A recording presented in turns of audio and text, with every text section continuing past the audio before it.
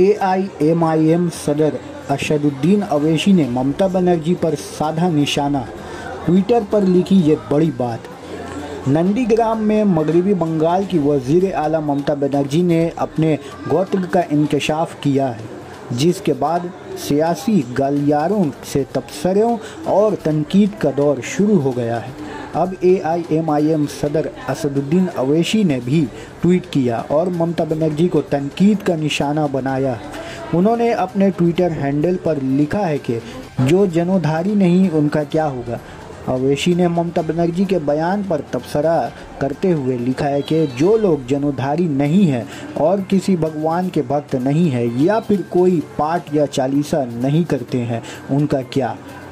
असदुद्दीन अवैसी ने आगे लिखा कि हर पार्टी को लगता है कि उसे जीतने के लिए खुद को हिंदू जाहिर करना ज़रूरी है, दिखाना ज़रूरी है। ये कानून की खिलाफ वर्जी है।